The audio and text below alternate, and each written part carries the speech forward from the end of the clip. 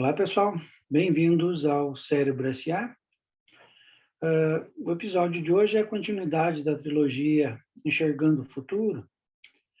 E hoje eu vou discutir com vocês a origem, né, de 4 leituras, de 4 interpretações sobre o futuro.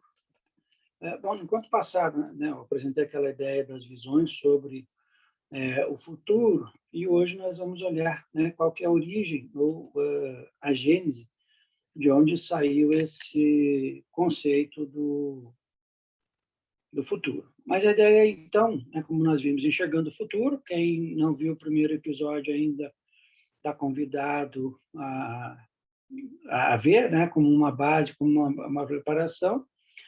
E aqui nós damos continuidade com relação à fundamentação, né, a origem de onde veio o futuro. Depois, no próximo encontro, nós vamos olhar, né, a partir dessas 4 visões, o que nós podemos esperar do futuro e algumas advertências que eu apresento ali, né? Aí, reiterando com vocês, vida longa e próspera.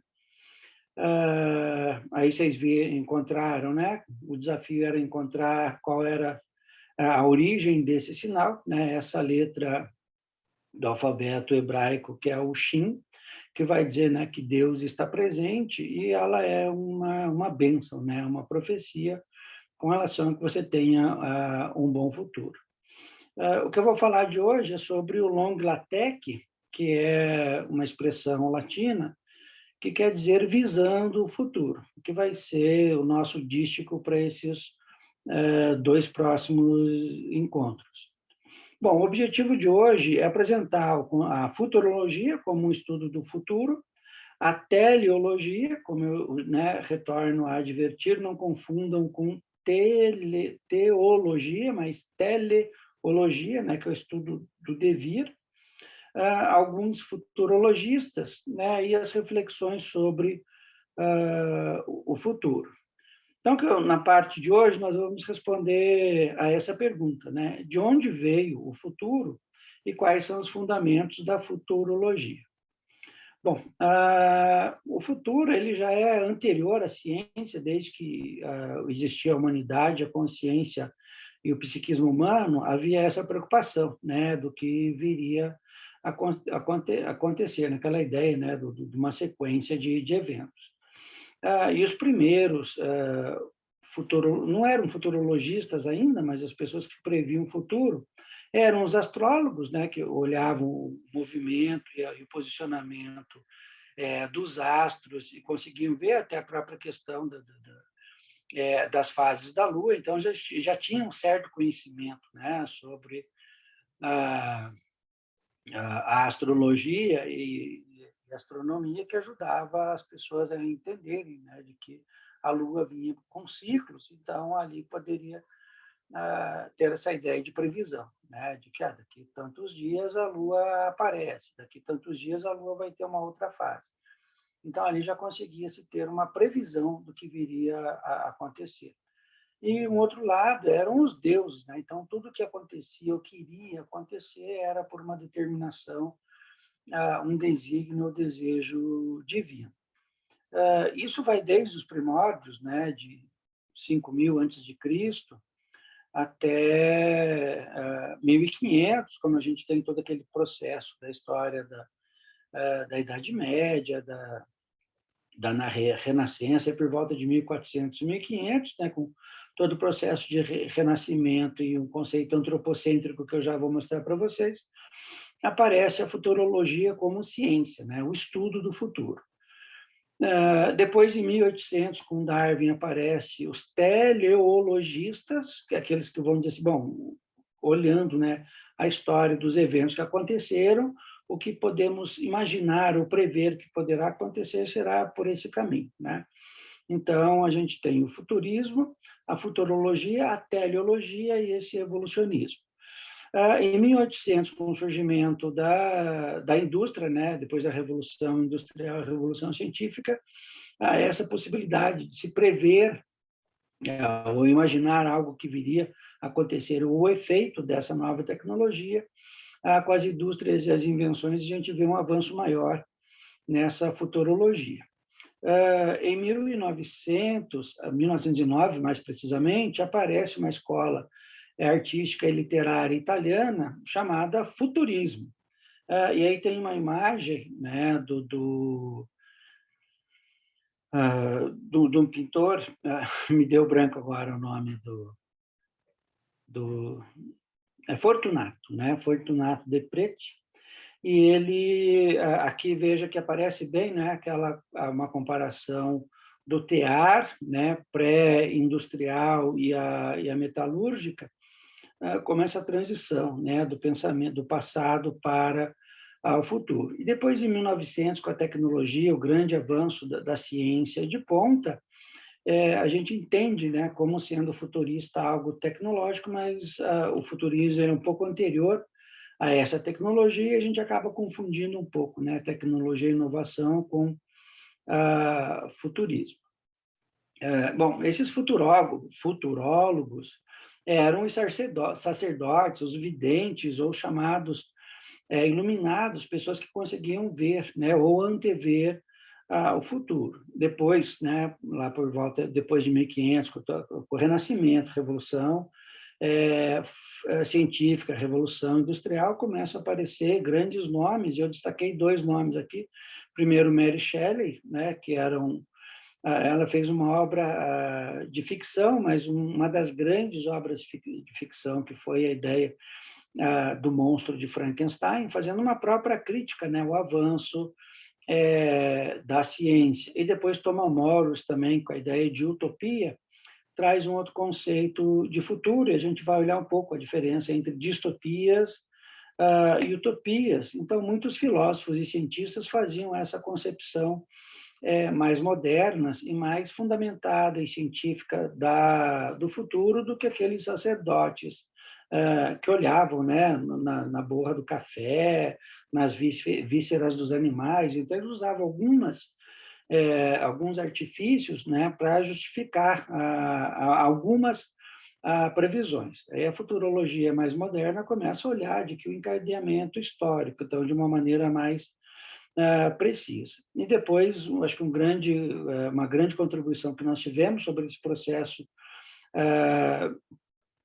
do futuro vem com a teleologia, né, e evolucionismo darwiniano, que também mudou muito a concepção de futuro e da ideia do devir.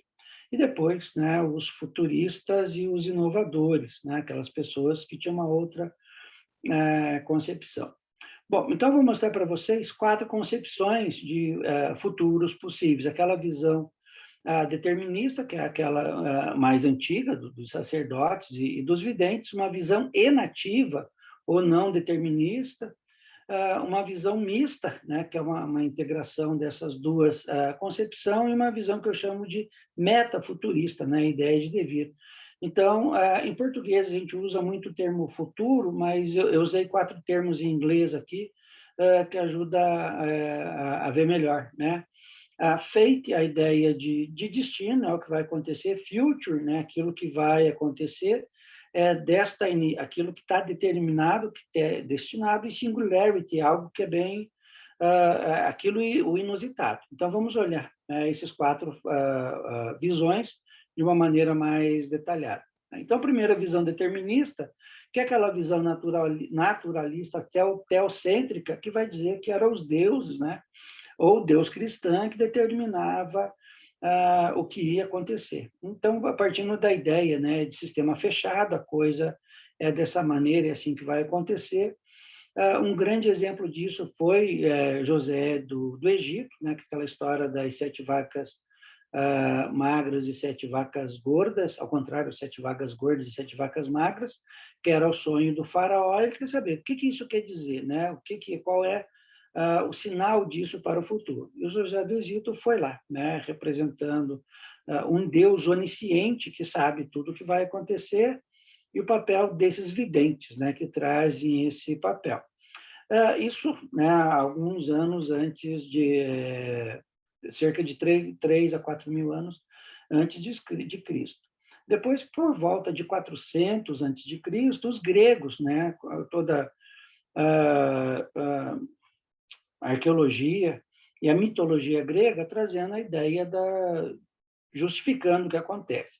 Então, existia a Mnemosina, que era a deusa que enxergava 1000 anos antes e 1000 anos 1000 anos para o futuro e 1000 anos para o passado. Então, quando nós lembramos de algo do passado, imaginamos algo no futuro, é a Mnemosina nos visitando. Ou então a ideia das moiras, né, que eram aquelas 3 irmãs que faziam, né, que teciam o nosso futuro. Tanto que a carta das moiras aparece como a roda da fortuna no tarô, né, ou naquela bola de cristal da vidente, que ela vai dizer, olha, teu futuro vai acontecer assim, né, olhando aqui na bola, olhando nas cartas do tarô. E mais ou menos naquela época dos gregos, de Mnemosina e das moiras, era comum as pessoas irem no oráculo, que era um local onde existia as videntes, que eram as pítias, e uma dessas videntes, que era um vidente, era o Tiresias. E olha uma coisa interessante, né? Remetendo ao primeiro episódio desse que eu falei, do enxergar, do ver, Tiresias, ele via o futuro, mas ele era cego. Né? Então, veja um paradoxo nesse aspecto, né? De que o cego era que enxergava o futuro. E depois um grande, né, agora já acho que um pouco não tão em voga como alguns tempos atrás, era a figura de Nostradamus, né, que foi um grande vidente, aliás, que era um profeta, né, que fez várias profecias, algumas deram certo, algumas não passaram nem perto, algumas as pessoas tentam aproximar e mostrar que tem uma relação, mas aqui a gente tem essa primeira concepção, né, de uma visão determinista do futuro, e a conclusão é essa, né? Não há o que fazer, né? Nós estamos fadados ao nosso destino, e basta continuar nossa vida, porque Deus ou os deuses já programaram tudo para a nossa vida. A segunda concepção é essa visão inativa, né? Ou a partir da psicologia a gente vai chamar de visão operante, uma visão não determinista. Eu não gosto muito desse termo não determinista, né? Determinista e não determinista, mas aqui eu prefiro o termo inativo. Né? Então, aqui é a ideia de sistema aberto, veja, diferente da visão determinista, que é o sistema fechado, com começo, meio e fim. No sistema aberto, a gente sabe como começa, mas não sabe como termina. Enquanto o sistema fechado, uma visão mais teocêntrica, aqui é uma visão antropocêntrica, né? O homem domina o seu destino. Aí a utopia que eu já falei, né, de Thomas Morris, dizendo que a gente pode construir um futuro melhor, né? Depende da vontade do homem. Da Vinci, acho que foi um grande futurologista, não enquanto previsões, mas enquanto artefatos, né? Ele fez vários esboços que centenas, somente séculos depois, que conseguiam se efetivar, né? Mas ele era um visionário nesse aspecto, né? De produção de alguma coisa. E aqui nessa visão não determinista, o futuro desejado é uma escolha. Ele é construído, e aí a gente vai ter o jogo de forças, né, entre as utopias, o futuro que nós desejamos, e as distopias, né, aqueles futuros mais dos filmes de ficção, tipo, não vai dar certo. Né? Então, o futuro decorre do nosso comportamento, esse controle de variáveis vai aparecer em 1900, com o behaviorismo, mas a ideia do futuro como sendo uma construção. Então, vejo que as duas visões mais conhecidas é essa polaridade da visão determinista, o futuro como fate, né, como destino, e aqui o futuro como future, né, aquilo que nós podemos construir. A terceira concepção, né, é uma integração entre essas duas visões. Aqui já aparece a questão da revolução industrial e científica, né, o futuro mecanocêntrico. Então, veja, o primeiro foi teocêntrico, antropocêntrico, e agora mecanocêntrico, né, com as ciências e os riscos, e a Mary Shelley fazendo essa advertência, né, cuidado com para onde vocês vão levar esse futuro.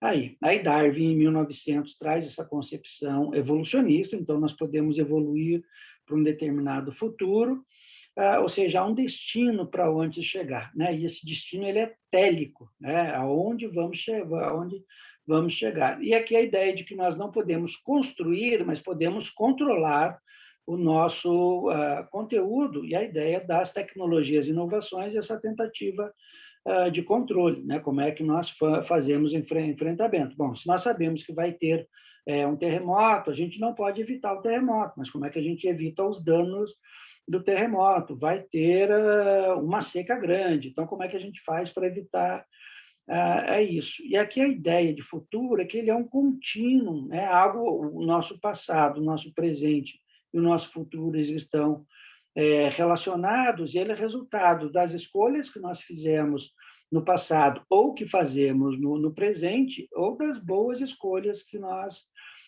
fazemos. E daí não adianta, né, só ter a sorte de boas escolhas ou escolhas erradas, mas são eventos externos, que são os agravantes, que nós chamamos de azar. Eu fiz uma boa escolha, né?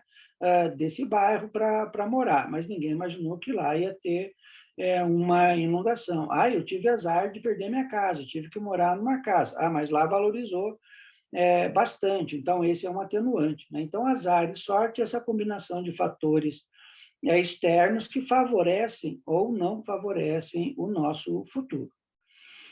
E a quarta visão é essa visão metafuturista, que é o conceito de singularity, que é uma visão, veja, a gente viu teocêntrica, antropocêntrica, mecanocêntrica, e nós estamos numa revolução da cybercultura, então é uma visão, né, cybercêntrica ou virtuocêntrica, né, baseada numa nova concepção de existência, né, na existência virtual. Quem dá base para isso é a física quântica ou a própria filosofia quântica e o conceito de complexidade, traz a ideia de indeterminismo, e o conceito principal é plasmacidade, né, um termo pouco conhecido, mas agora com a ideia da computação quântica, né, e um outro estado da matéria, que é o estado plasmático. Então vem a plasmacidade, a gente não tem ideia do que vai acontecer por aí com essas eclosões futurísticas, né? Então, a cada instante vão aparecer